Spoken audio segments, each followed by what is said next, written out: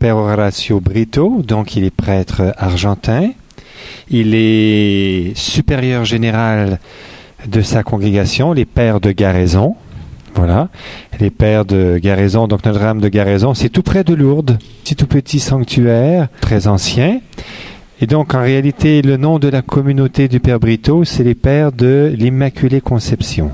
Missionnaires de l'Immaculée Conception, de Lourdes. Voilà. Et donc, il est maintenant recteur ici au sanctuaire, en plus d'être supérieur général de sa congrégation. Alors, on est vraiment très gâtés de l'avoir avec nous, avec tout ce qu'il a à faire. Bonjour à tous et à toutes. Nous allons essayer, n'est-ce pas, de nous introduire dans ce que nous appelons la prière de Bernadette. Nous allons faire suivre un itinéraire spirituel, celui de Bernadette, et son rapport à la prière. Vous savez, pour Bernadette, d'abord, les apparitions ont été l'irruption de Dieu dans la vie d'une personne. Je dirais que la vie de Bernadette, au moment des apparitions, c'est une vie qui n'a aucun avenir, qui n'a aucun futur, si vous voulez. C'est déjà une vie ratée, à tout point de vue. Vous savez que nous pouvons très bien écrire la vie de Bernadette, avant, pendant et après les apparitions, comme une vie qui a toujours échoué. Tous les projets de Bernadette ont échoué, tous. Et pourtant, cette fille était profondément heureuse. Eh oui, je vous en parlerai tout à l'heure. Mais on peut écrire un livre sur les échecs de Bernadette. Tous ces projets ont échoué.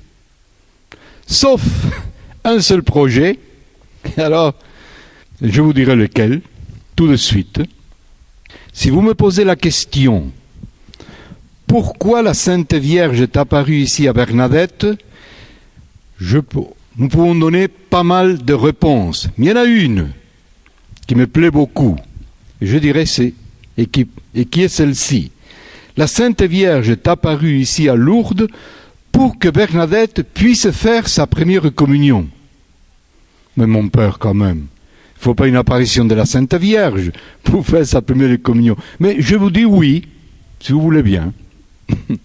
Écoutez, le 18 janvier 1858, vous savez, la première apparition a eu lieu le 11 février, donc 3 semaines avant les apparitions. Bernadette prend une décision capitale dans sa vie, fondamentale. Elle se trouvait à ce moment-là à Bartrès. Pourquoi elle avait été envoyée chez sa nourrice Marie Lagus? Son papa nous le dira, parce que là, on lui donne à manger. Et le 18 janvier, c'est un dimanche, Bernadette descend à Lourdes, comme tous les dimanches. Elle était à Bartrès depuis 3 mois, pour visiter ses parents. Elle arrivait au cachot, Et puis, dans l'après-midi, elle dira à son père, « Papa, je rentre à Lourdes. Mardi, je rentre à Lourdes. » Son père lui dit, « Mais pourquoi ?» Non, mardi, je rentre à Lourdes. Mais Bernadette, là, à Bartrès, tu manges à ta faim. Mardi, je rentre à Lourdes. Pourquoi? Parce qu'à Lourdes, il y a un prêtre. Ah.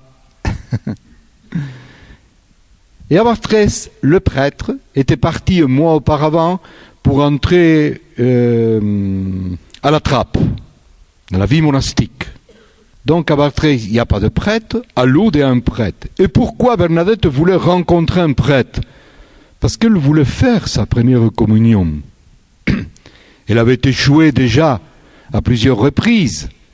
Vous savez, cette fille qui n'arrivait pas à apprendre son français, donc elle n'arrivait non plus à apprendre son catéchisme. Donc c'est une décision capitale pour elle.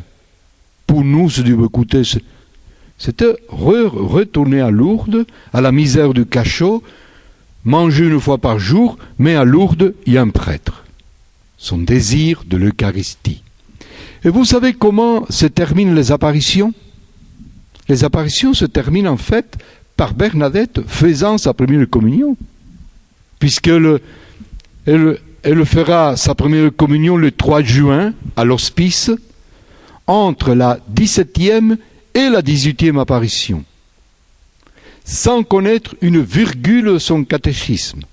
Le curé dira tout simplement « Tout en elle se développe d'une manière harmonieuse ». Donc, le désir de Bernadette a été largement satisfait, puisque tout ce qu'elle désirait, c'était de faire sa première communion. Nous pouvons nous poser la question, mais pourquoi Marie a voulu satisfaire ce désir de Bernadette? Vous savez ce que nous enseigne le Concile Vatican II à propos de l'Eucharistie?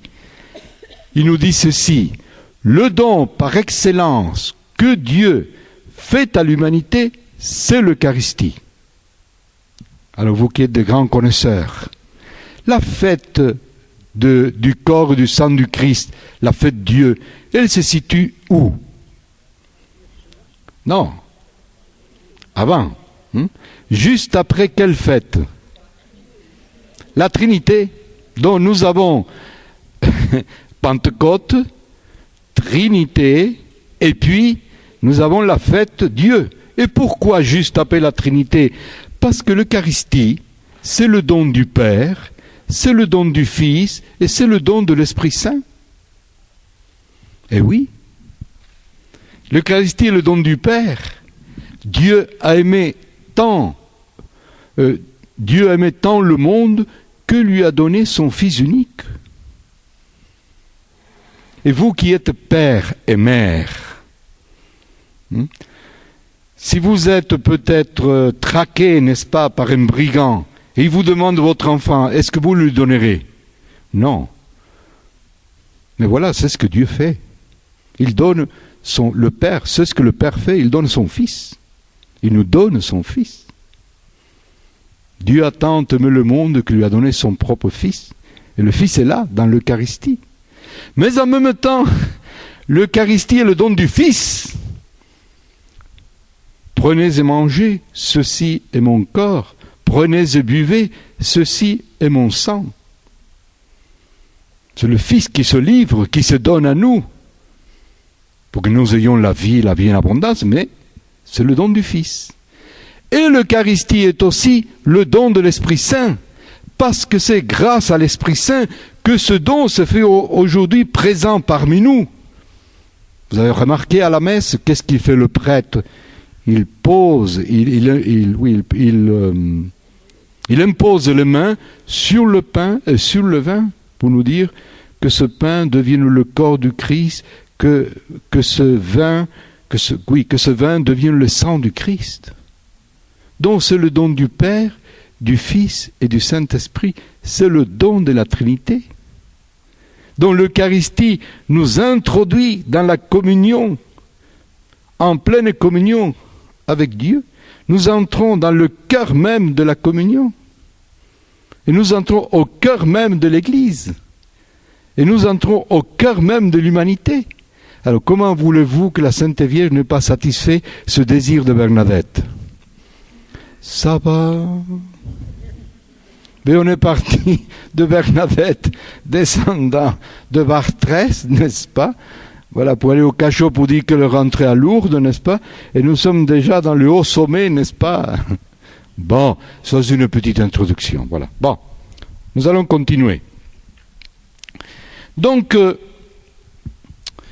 les apparitions, je vous disais, c'est l'irruption de Dieu dans la vie de Bernadette. Et en fait, nous savons aussi qu'en 1860, lorsque Bernadette quitte Lourdes, c'était quelque chose de très douloureux pour elle. Quelque chose de très douloureux. Vous savez, Bernadette a dû enfanter la présence, je dirais, de Marie d'abord dans son cœur, et donc la présence du Christ et de l'Église dans son cœur d'une manière très douloureuse. Mais qu'est-ce qu'il est en train de nous dire, ce père-là? Nous, on croyait que c'était une petite bergère là qui gardait ses moutons. Eh oui. Qu'est-ce que dira Marie à Bernadette lors de la 3e apparition? Elle lui dira, voulez-vous me faire la grâce de venir ici pendant 15 jours? Vous vous rappelez ça? Et vous savez que cette phrase était très très dure pour Bernadette, très très dure. D'abord, quels sont les obstacles que Bernadette a dû vaincre pour se rendre devant cette grotte pendant 15 jours? D'abord, il y a eu ses parents, quoiqu'elle a toujours pu obtenir la permission de papa et maman. Bon. Puis, qu'est-ce qu'il y a eu aussi? Sa santé, les autorités, le camp d'Iraton de Lourdes, ses propres obscurités, si vous voulez. Est-ce une illusion? Qu'est-ce que c'est ça? C'est un rêve. Il y a eu le prêtre aussi. Mais devinez quel a été l'obstacle le plus grand que Bernadette devra vaincre? La Sainte Vierge. Mais mon Père, eh oui, mon Dieu, pourquoi m'as-tu abandonné? Quel était l'obstacle le plus grand que le Christ a dû vaincre? Le Père. Pourquoi m'as-tu abandonné?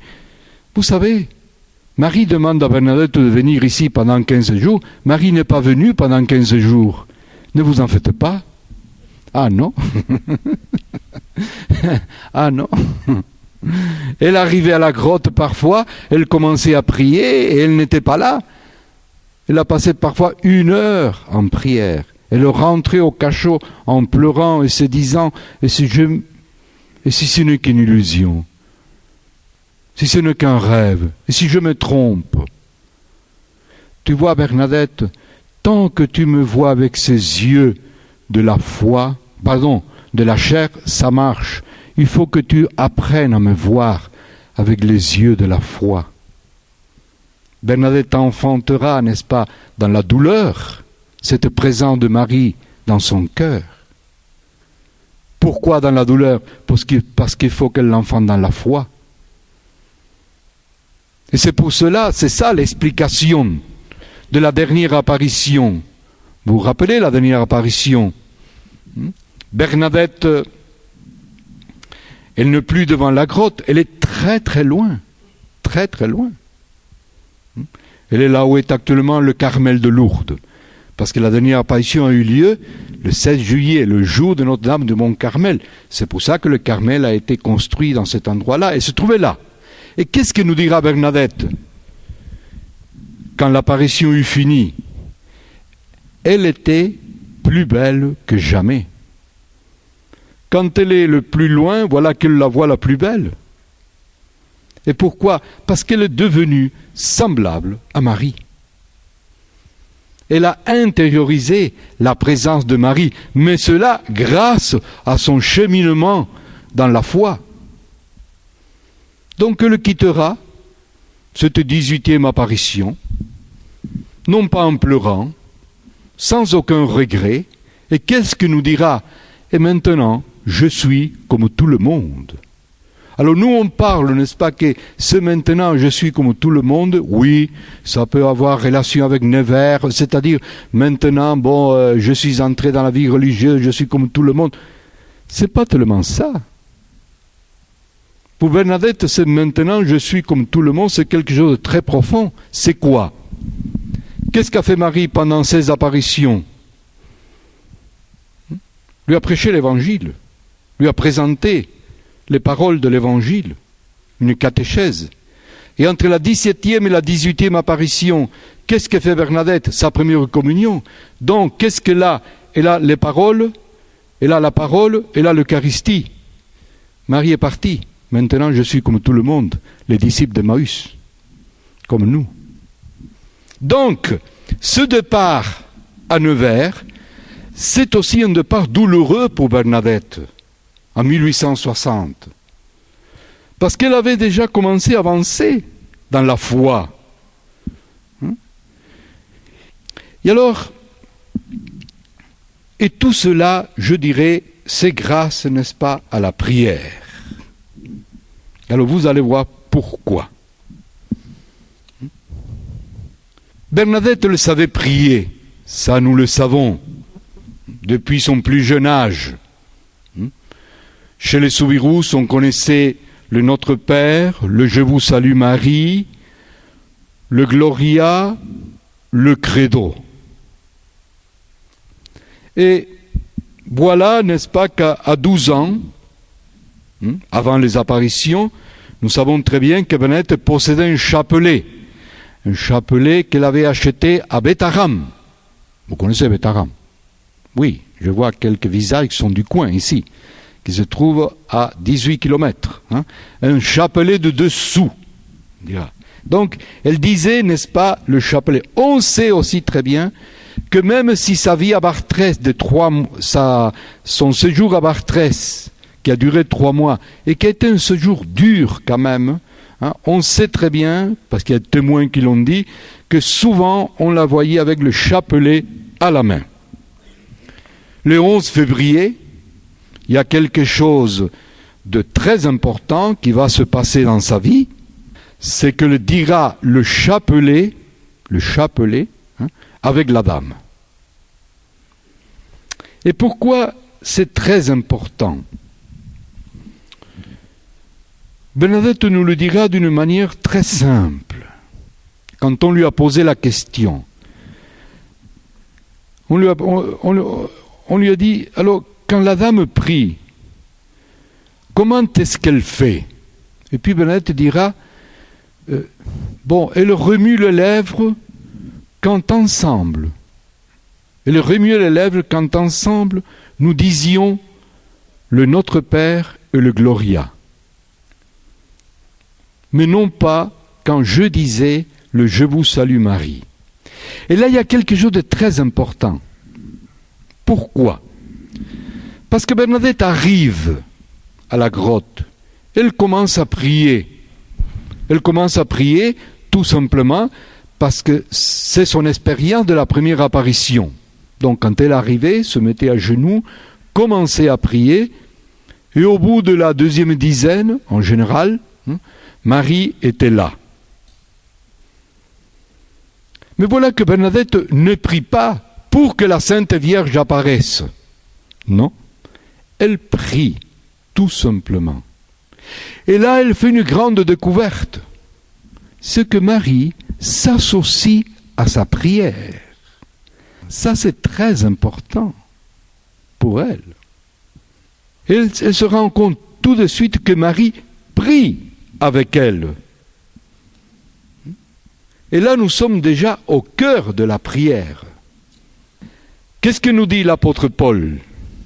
Il nous dit, c'est l'Esprit qui prie en nous. Donc, par la prière, Marie et Bernadette communient au même esprit. Et en communiant au même esprit, elles entrent en communion avec le Père et le Fils. Ainsi, pas seulement Bernadette, mais Marie et Bernadette sont au cœur même de la Trinité. Ça c'est quand même, quand vous irez à la grotte, c'est Marie qui prie avec vous aussi. Elle vous accompagne dans votre prière. Tout ça, Bernadette le disait naturellement, mais vous voyez déjà le lien aussi avec l'Eucharistie. Donc Marie et Bernadette, par la prière, entrent au cœur même de la Trinité. Mais il faut alors avancer un petit peu plus. Et pourquoi Marie s'associe à la prière de Bernadette? D'abord, je viens de vous le dire, parce qu'elle s'unit dans un même esprit avec Bernadette. Mais deuxièmement, parce que la prière a un seul but. Quel est le but de la prière? Le but de la prière, c'est d'accueillir la présence du Fils, du Christ, dans notre cœur. Vous voyez, c'est pour cela que Jésus dit, écoutez, quand vous priez, ne radotez pas, faites-le tout simplement. Le Père qui est dans le ciel, il connaît déjà vos besoins. Mais il faut que votre cœur s'ouvre, n'est-ce pas, à la présence du Fils. Mais aussi le cœur de Marie. Donc Marie et Bernadette prient pour que leur cœur s'ouvre à la présence du Fils. Et alors, où est-ce que le Fils lui est donné à Bernadette? Vous savez, la prière de Bernadette a été le support des apparitions. Donc, c'est la prière qui préparera à Bernadette à accueillir les paroles de Marie. Parce que les paroles de Marie sont l'écho du parole du Fils. Alors, quand est-ce que Bernadette a accueilli les paroles du Fils? Ah, chaque fois qu'elle a dû accueillir une parole de Marie. Alors, j'entre dans les exemples concrets. Si Bernadette n'avait pas prié, je crois que ça lui aurait été très difficile d'accueillir l'invitation de venir ici pendant 15 jours. Vous savez, Bernadette était tentée d'aller ailleurs. Et qu'est-ce que c'est cet ici de Marie? Il y a l'ici, parce que Marie dit venir ici pendant 15 jours. Ici, là. Qu'est-ce que nous dit Jésus dans l'Évangile? Je pars vers le Père pour vous préparer une place. Cela veut dire que chacun d'entre nous a une place, préparée par le Père depuis toute éternité, sur cette terre. Le ciel, ça sera après, mais aujourd'hui, c'est sur cette terre. Tous. Si je vous pose la question, quelle est la place que Jésus, que le Père avait préparée pour son Fils, ici sur cette terre? La croix. La croix. Et qu'est-ce qui nous est dit dans l'Évangile continuellement? Que le Seigneur priait. Il priait à son Père. Jésus priait à son Père. Est-ce qu'il savait ce qui allait se passer? Pas du tout, comme nous. Il y a un passage très difficile. Vous vous rappelez, au jardin des Oliviers, qu'est-ce qui va se passer? Priez, Père, éloigne de moi ce calice. Pendant la prière. Et les exégètes, c'est-à-dire ceux qui étudient les Saintes Écritures, nous diront que c'est à l'aube, après plusieurs heures, que le Seigneur a pu faire la deuxième partie de cette prière. Mais non, que ta volonté soit faite, s'accomplisse. C'était la place préparée par le Père. Et c'est grâce à la prière que Jésus entre, trouve cette place. Donc, chacun d'entre nous a aussi une place préparée par le Seigneur depuis toute éternité. Et c'est pour cela que Marie dit à Bernadette, ici. Mais attention, c'est ici de Bernadette, ce n'était que pour 15 jours. Nous irons un peu plus loin. Je vous disais tout à l'heure, n'est-ce pas, que tous les projets de Bernadette ont échoué. Je vous donne un seul exemple. Vous savez, cette fille entrera chez les sœurs de Nevers, les sœurs de la charité, de la charité et de l'instruction chrétienne de Nevers. Elle nous dira pourquoi. Parce que les sœurs aiment et travaillent avec les pauvres. Donc, ce qu'elle désirait, c'était d'être un jour envoyée dans un pays de mission. Bon.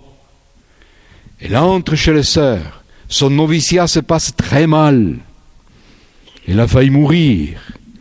Au bout de 2 ans, quand même, elle arrive à la fin de son noviciat avec 44 jeunes prophètes. Elle fait profession. Il y avait 300 religieuses en Nevers. Le lendemain, on se... Comment dirais-je, les jeunes prophètes passaient devant l'évêque et la mère supérieure et on leur donnait l'obédience, c'est-à-dire une mission. Quand arrive le tour de Bernadette, l'évêque dit, qu'est-ce qu'on fait avec cette fille? Elle est toujours malade. L'emploi de la prière, ça a été avant, ça s'est passé ici à Nevers. Hein. Là, c'était qu'est-ce qu'on fait? Alors la mère supérieure dit, écoutez monseigneur, on l'enverra à l'infirmerie.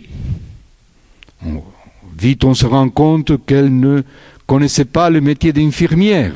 Alors qu'est-ce qu'on fait? Elle préparera les tisanes. Donc le grand voyage de Bernadette au Moyen-Orient ou en Afrique noire a consisté à monter au premier étage. Et elle aurait pu s'aigrir, elle aurait pu, n'est-ce pas, dire voilà, une fois de plus, je rate mon coup. Non. C'est là, pendant 13 ans, elle fera don de sa vie, et cette infirmerie deviendra pour elle la chapelle blanche. C'était ça, l'ici. Vous voyez? C'est ici de Lourdes, ce n'est qu'un avant-goût de notre ici. Mais pour vous, ce n'est pas tellement difficile de trouver votre ici. Bon, je ne veux pas poser des questions parce que parfois ça m'arrive de dire « Alors, vous savez, vous êtes marié? Oui, depuis combien d'années? » Eh bien, 40 ans. Alors, et vos enfants, quel âge ont-ils? Oh, 38, 37, 36. Alors, qu'est-ce que vous faites depuis 36, 37, 38 ans? Ben, on a éduqué, élevé nos enfants. Alors, et ça vous a coûté? Elle dit tout de suite, non. On a fait ça par amour. Ça ne nous a pas coûté. Lui, il le regarde un petit peu. Mais tu crois? Bon, on commence. Vous savez comment c'est un petit peu les échanges. Bon, écoutez, on est entre adultes. On a été bien emmerdés. Bon, excusez-moi. Bon, mais ce n'est pas encore la bonne question. La bonne question est celle-ci. Et qui peut vous enlever la joie? Qui peut vous ravir la joie de l'avoir fait? Personne. C'est ce que Jésus nous dit dans l'Évangile. Et cela vous procurera une joie que personne ne pourra vous ravir. Vous voyez? C'était ça, l'ici. On s'oublie à soi-même et on donne sa vie aux autres et on découvre une joie que personne ne pourra me ravir. Même pas la mort, qui est le fruit du don de ma vie. C'est pour ça que Marie dit, venir ici pendant 15 jours. Et qu'est-ce qu'elle ajoute? Vous serez heureuse, non pas à la manière de ce monde, mais de notre monde. Quel monde? Le monde des béatitudes, à la manière des béatitudes. Parce que Marie dit, venir ici pendant 15 jours. Et qu'est-ce qu'elle ajoute? Je ne vous promets pas le bonheur de ce monde, mais de notre monde. Cet autre monde, Bernadette, elle savait bien sûr que c'était, n'est-ce pas, après sa mort. Mais je viens vous dire qu'elle était toujours profondément heureuse, parce qu'elle avait découvert cet autre bonheur qui est le fruit du don de sa propre vie.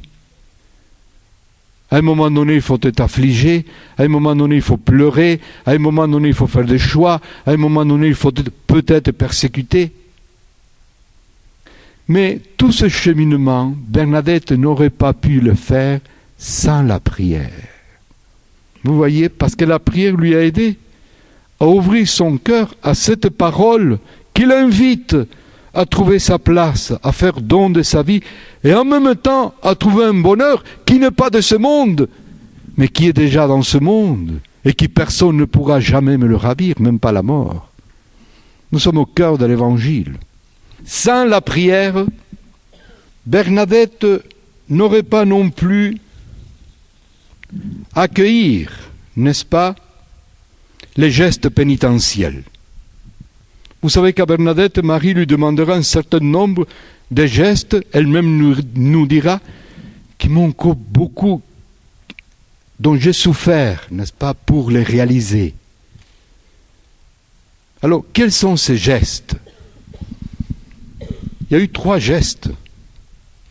Le premier a consisté à marcher à genoux à l'intérieur de la grotte et embrasser le sol de la grotte.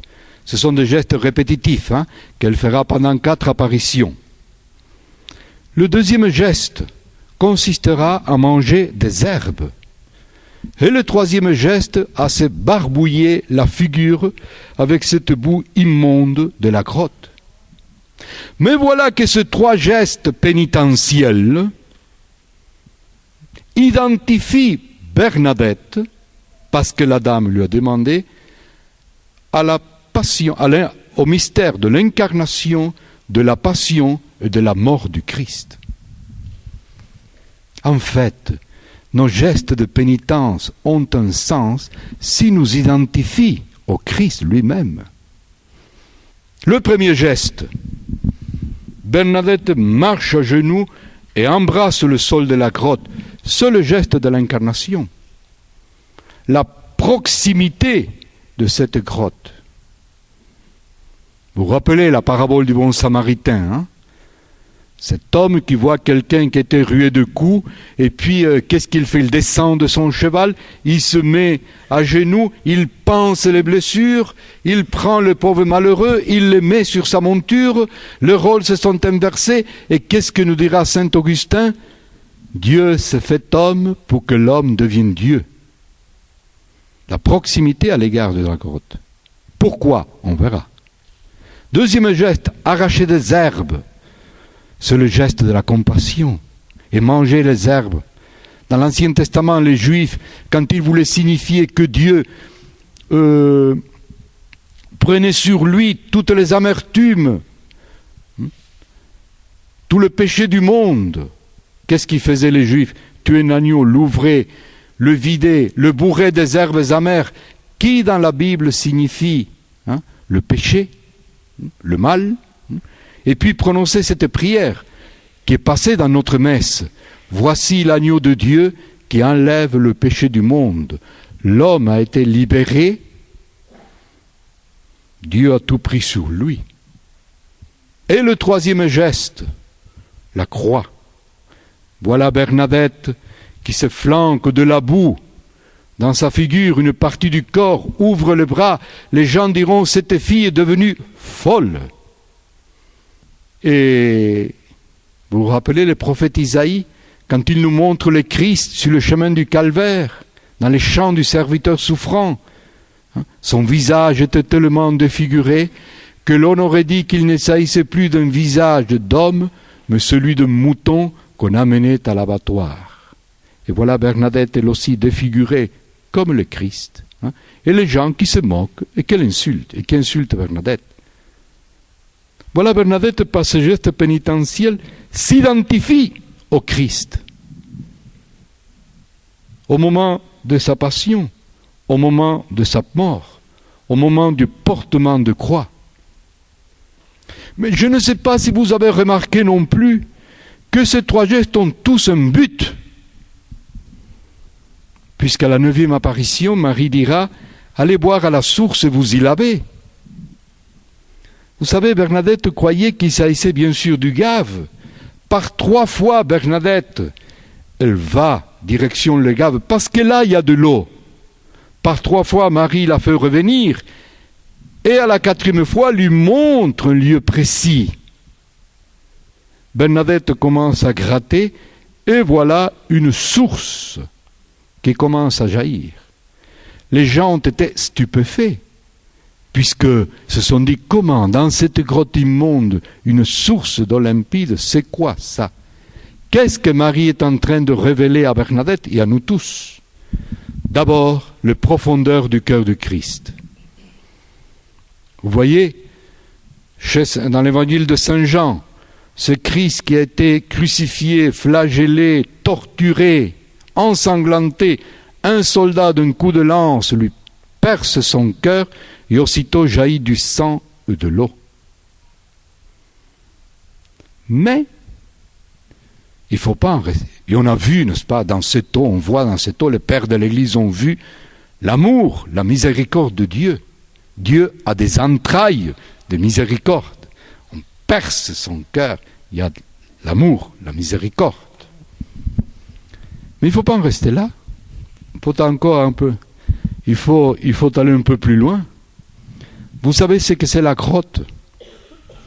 La grotte, c'est nous-mêmes. Marie est en train de nous révéler les profondeurs de notre cœur. Vous vous rappelez l'évangile de la Samaritaine? Le dialogue s'entame, Jésus qui a demandé à boire. À un moment donné, Jésus montre à cette femme toute sa laideur. Oui, je sais bien, tu as eu 5 hommes et l'homme avec qui tu vis aujourd'hui n'est pas non plus ton mari. Et puis voilà, cette femme croit que Jésus lui a tout dit. C'est un prophète, il m'a tout dit. Non, Jésus n'a pas dit encore son dernier mot. Maintenant, c'est elle qui demande à boire. Donne-moi à boire. Et alors, qu'est-ce qu'il fait? Nous serions tous tentés de croire que Jésus ira chercher de l'eau quelque part. Non. Je mettrai au plus profond de ton cœur une source d'eau vive qui jaillira pour la vie éternelle. La source était là. La grotte, c'est nous. Mais il faut encore aller un peu plus loin. Et comment Bernadette vivait tout cela? Ah, mais c'est la prière. Elle nous le dira.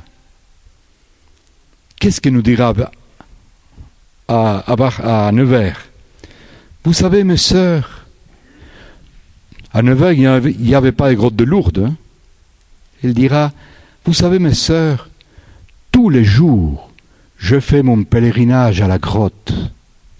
Cela voulait dire, tous les jours, je fais ce voyage au plus profond de moi-même pour trouver cette charité, cet amour qui est déjà en moi et pour le donner aux autres.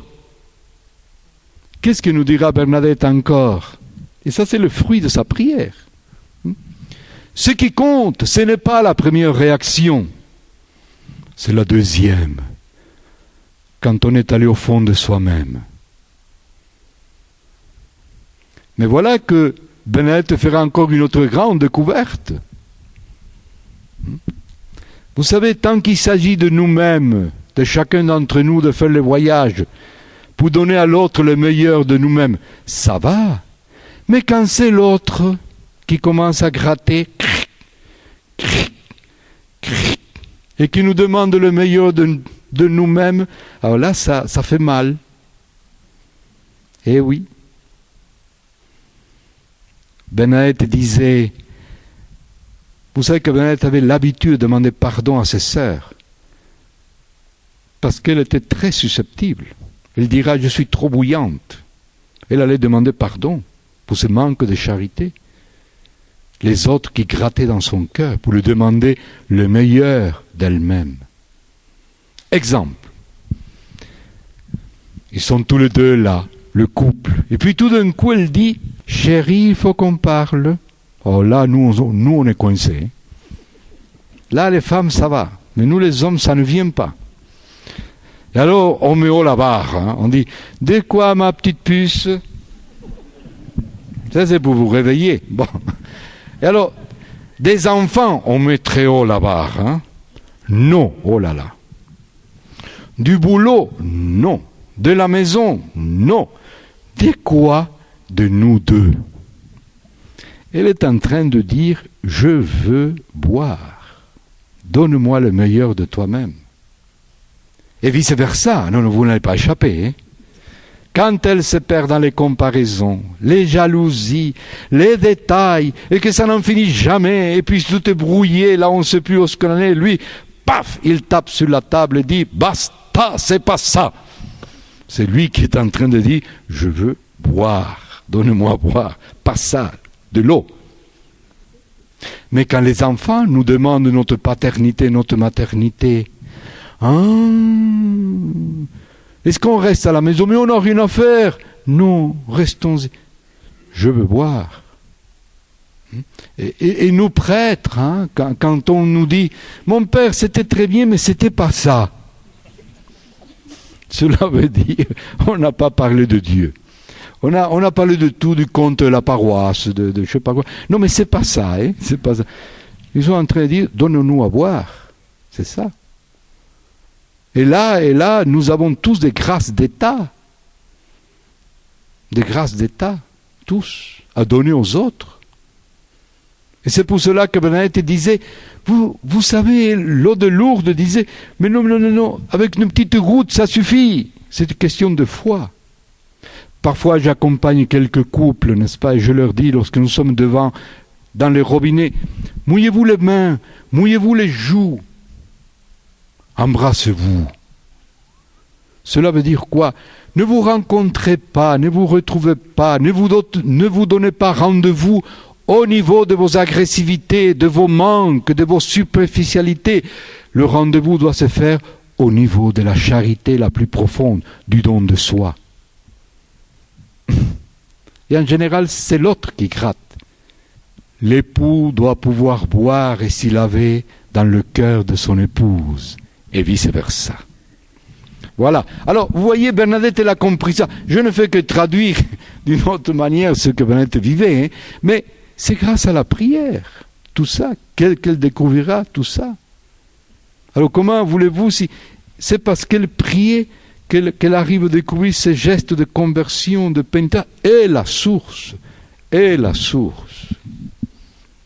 C'est grâce à la prière aussi que Bernadette découvrira la dimension missionnaire du message. La dimension missionnaire du message. Pourquoi? Parce que cette dimension missionnaire du message, en Bernadette, se manifeste, je dirais, de deux manières. D'abord, qu'est-ce qu'elle va découvrir? Elle découvrira que Marie est missionnaire. Eh oui. Vous savez, le message de Lourdes, c'est une immense catéchèse, extraordinaire catéchèse, que Marie fait à Bernadette. C'est la présentation de l'Évangile. Et c'est grâce à la prière que Bernadette s'ouvrira aux dimensions de ce message que Marie lui a laissé. Ça, c'est le premier point.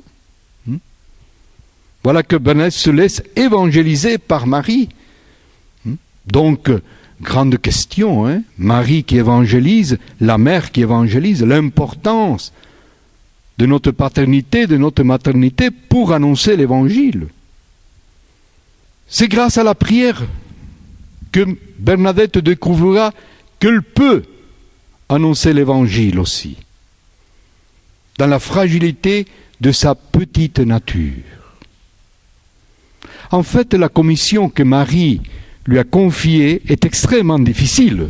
Vous vous rappelez? Qu'est-ce que lui dira Marie? Allez dire au prêtre qu'on bâtisse ici une chapelle et qu'on y vienne en procession. La commission ne tient pas la route. Mais non. Aller construire une chapelle et faire une procession dans un lieu où il n'y a personne, ça ne tient pas la route. Et le curé a donné la bonne réponse. Est-ce que cette dame a de l'argent? Eh oui.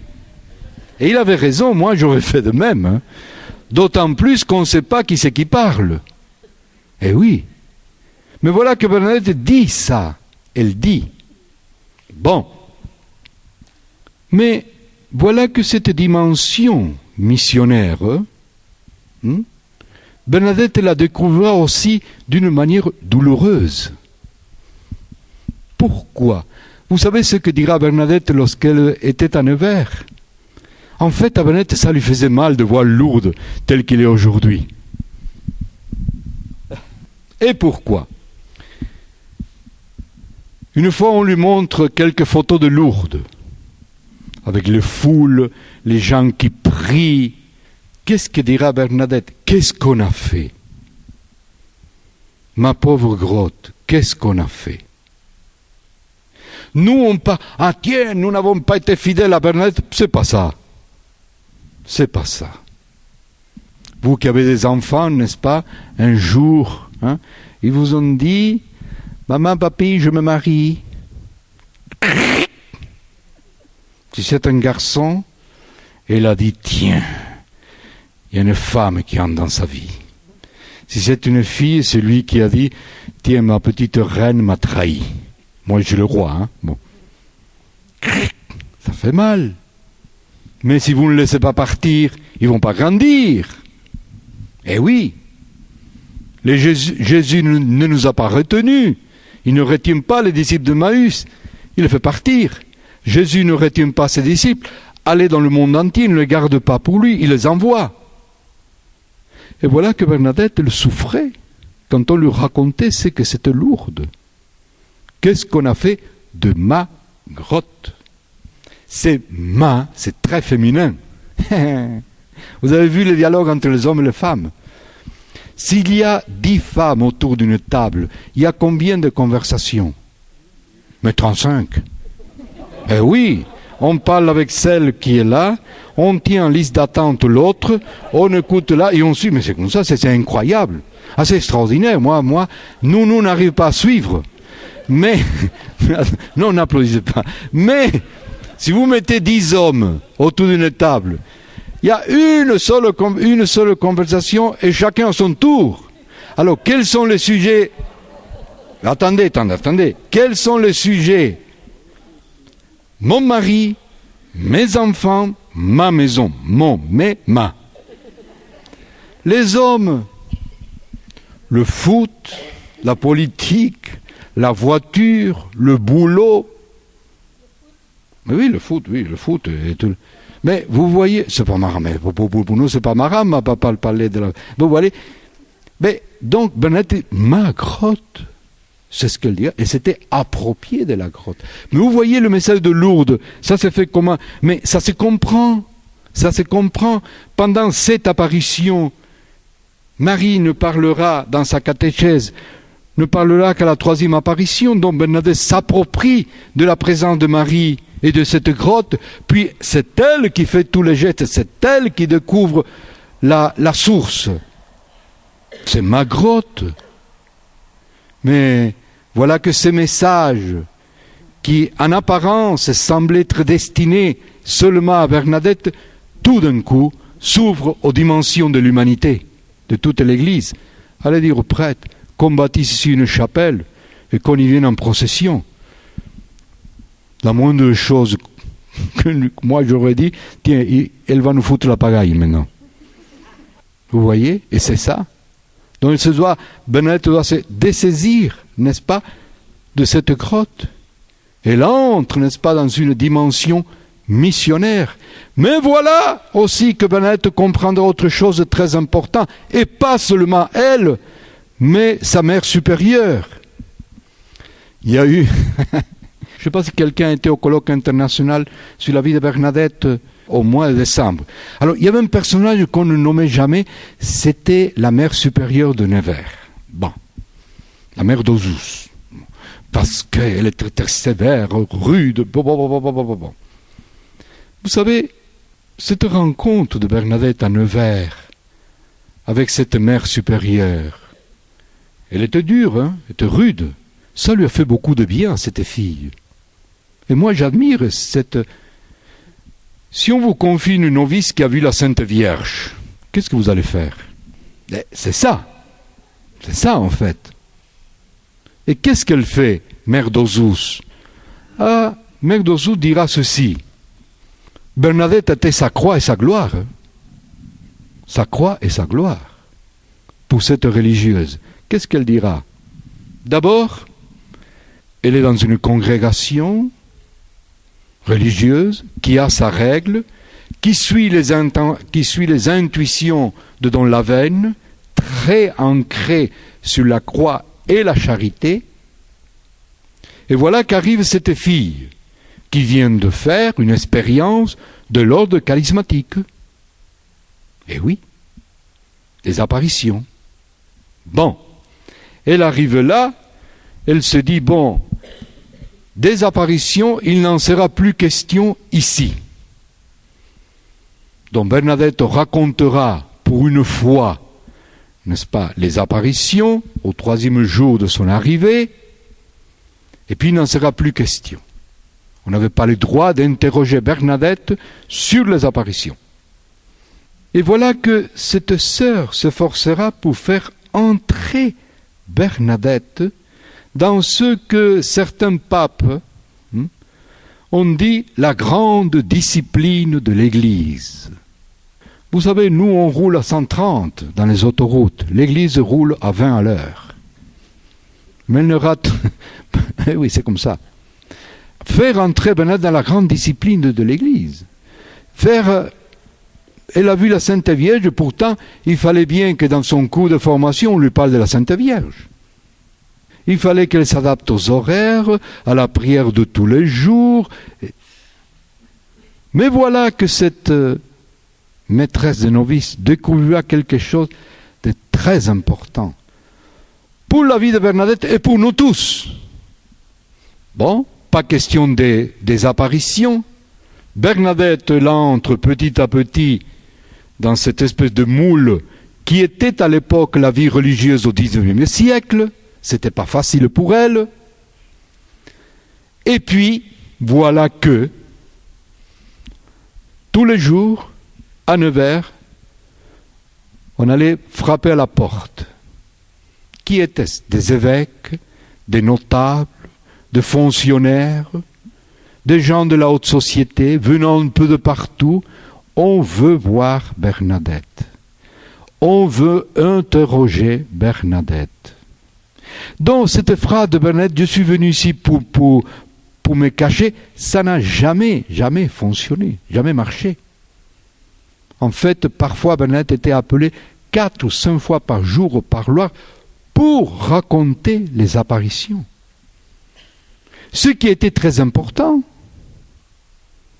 parce que c'est grâce à son témoignage, et c'est ça la dimension missionnaire de Bernadette, que Lourdes existe. Imaginons par quelques instants que Bernadette ne nous a rien raconté. Aujourd'hui, nous ne serions pas ici.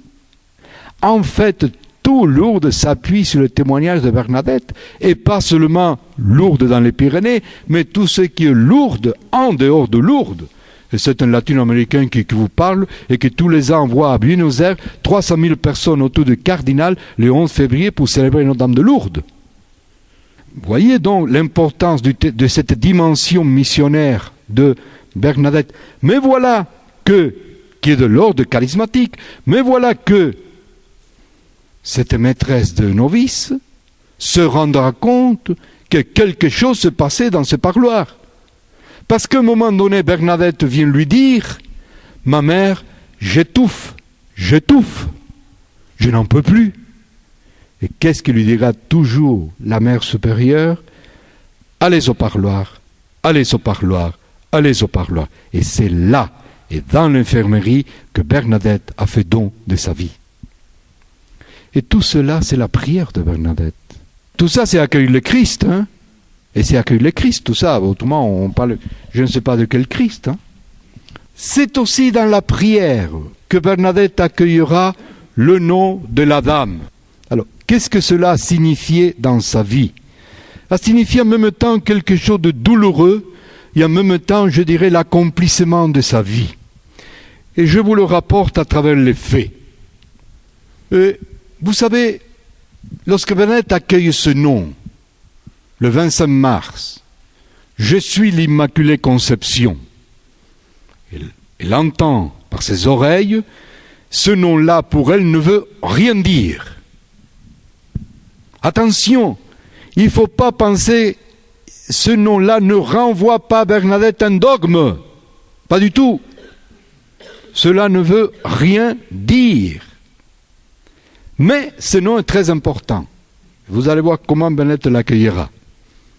D'abord, il est important parce que c'est ce que monsieur le curé lui a demandé. C'est la condition pour continuer une chapelle, que la dame dise son nom. Et deuxièmement, pourquoi ce nom est important pour Bernadette?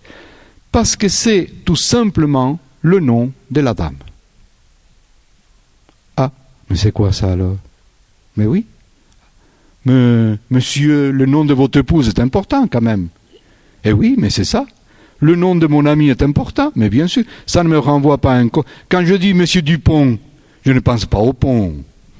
Je pense à monsieur Dupont. Et quand madame dit Dupont, viens, c'est l'heure de l'apéritif, il ne pense pas au pont qui est là au coin de la rue, il pense à son mari. Vous avez compris? Ça ne le renvoie pas à un concept, ça le renvoie à une personne. Ces 3 garçons qui vont se confesser, le premier arrive, monsieur le curé, je m'accuse d'avoir jeté du bois dans la rivière. Ah bon? Le deuxième, monsieur le curé, je m'accuse d'avoir jeté du bois dans la rivière. Le troisième arrive, il ne dit pas ça. Alors le curé dit, toi par hasard, t'as pas jeté du bois dans la rivière? Du bois, c'est moi. Vous voyez, c'est du bois, ne le renvoie pas Pour le curé, c'est le bois de la forêt, mais pour les enfants, c'est une personne. C'est ça pour Bernadette. Et vous allez voir comment Bernadette accueillera ça. C'est extraordinaire. Qu'est-ce qu'elle fait? Elle arrive chez monsieur le curé, frappe à la porte, le curé lui dit entrez, et c'était difficile à retenir, lui dit je suis l'Immaculée Conception. Le curé se retourne, la regarde, lui dit qui t'a dit ça? La dame. Une dame ne peut pas s'appeler comme ça. Va-t'en, je te réveillerai un autre jour. Bernadette part. Le curé tombe à genoux et se met à pleurer. On laisse cette scène-là. Je me suis mis à fouiller. Bernadette quitte le presbytère. Ça, je le trouvais cette année. Alors, qu'est-ce qu'elle fait? Elle va chez une amie, Lacaze. Lacaze, c'était celui qui tenait la diligence, qui faisait le parcours Lourdes-Pau, Lourdes-Tarbes. Et il embauchait de temps à autre Soubirous pour entretenir les chevaux. Bon. Mais Bernadette était amie de la petite Lacaze. Elle vient d'accueillir le nom de la dame. Elle va jouer avec sa petite amie. Midi arrive. Lacaze, monsieur Lacaze dit « Bernadette, tu restes, prends la soupe avec nous ?» Oui.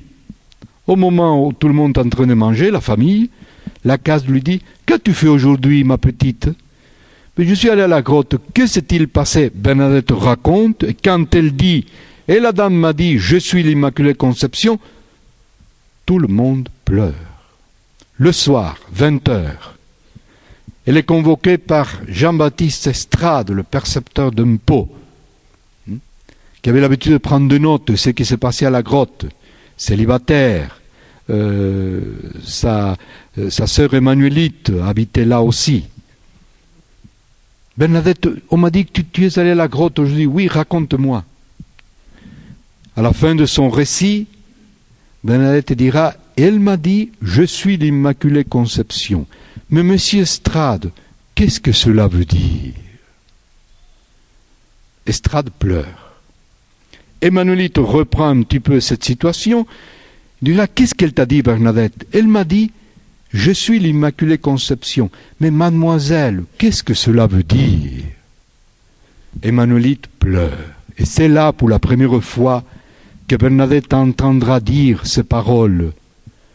Tu sais, Bernadette, je crois qu'il s'agit de la Mère de Dieu. 2 ans après, commission d'enquête, Bernadette, devant l'évêque, 25 personnes à Tarbes, de près tous en soutanaient, quelques notables, ça se passe très bien. On interroge pendant 2 heures Bernadette. À la fin de l'interrogatoire, l'évêque dit, Bernadette, tu feras le signe de la croix et tu diras le nom de la dame, tel que la dame te l'a dit. Bernadette dit le nom de la dame, tous ont craqué. Monsieur Laurence quitte la salle en larmes et disant, avez-vous vu cette fille? À Nevers, 6 ans après, là c'est cette année, une sœur m'a montré les cahiers, Bernadette raconte les apparitions, pour la seule fois. Elle arrive à la fin de son récit et dit, et la dame m'a dit, je suis l'Immaculée Conception. La sœur qui prenne note écrira ceci. Lorsque Bernadette nous a dit le nom de la dame, nous n'étions plus à Nevers, toutes nous étions à Massabielle. Et toutes nous étions en pleurs. Et pourquoi? Tout simplement, c'est ce que nous dit saint Paul. Un jour, nous deviendrons semblables à lui. Bernadette a intériorisé la présence de Marie. Elle est semblable à Marie. Et en devenant semblable à Marie, elle est semblable au Christ. Mais ça, c'est très en lien avec le nom de la dame. Une maman, l'autre jour, me dit « Mon père, mon fils est amoureux. Et comment le savez-vous » Il vous l'a dit « Non. Et comment vous le savez ?» À sa conduite. On rayonne ce qu'on vit. Et qu'est-ce que rayonne Bernadette? C'est très simple. Qu'est-ce que nous dit Marie? Je suis l'Immaculée Conception. Je suis le propre de Dieu. Dans la Bible, c'est de dire « je suis ». Le Christ dit « je suis la vérité, je suis le chemin, je suis la porte, je suis la résurrection ». La résurrection, pour nous les chrétiens, ce n'est pas un état de vie, c'est une personne. Marie parle comme son fils, parce qu'elle lui appartient. Et puis, qu'est-ce qu'il nous dit? Immaculée. Immaculée ne nous renvoie pas à la pureté, quoique je vénère la pureté de Marie, mais nous renvoie au livre de l'Apocalypse. Dieu fait toutes les choses neuves.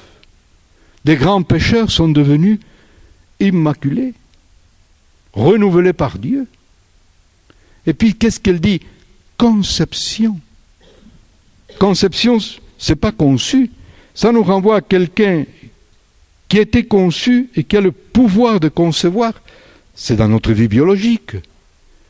Mais Marie est conçue au moment de l'Annonciation, elle donne ce qu'elle a conçu. Nous avons été conçus au moment de notre baptême, nous donnons ce que nous avons reçu, c'est la fécondité. Bernadette est conçue ici à Lourdes, elle donne sa fécondité. C'est nous la fécondité de Bernadette, puisque nous sommes ici. Donc, je suis celle qui aujourd'hui appartient entièrement à mon Fils, et parce que je lui appartiens, ma vie est toute neuve, et le propre de la vie, c'est la fécondité. C'est pour cela que le père Dubois, l'un des premiers chapelains, dira ceci, et je termine. L'avenir de Lourdes, c'est l'Immaculée Conception. Parce que Marie, en prononçant son nom ici, est en train de dire qui sommes-nous pour Dieu. Et en contemplant l'Immaculée, notre humanité renouvelée par Dieu, nous pouvons dire que le péché, la misère et la mort n'ont pas le dernier mot sur notre humanité, mais le dernier mot appartient à Dieu. Et c'est pour cela que le Père Dubois terminera en disant, en prononçant son nom, ici à Lourdes s'ouvre un immense cri d'espérance pour toute l'humanité, puisque l'avenir de l'humanité, c'est l'Immaculée Conception. Et c'est ça que Bernadette, quelque part, rayonne chez les autres, et tout cela grâce à la prière. Bon. Oui.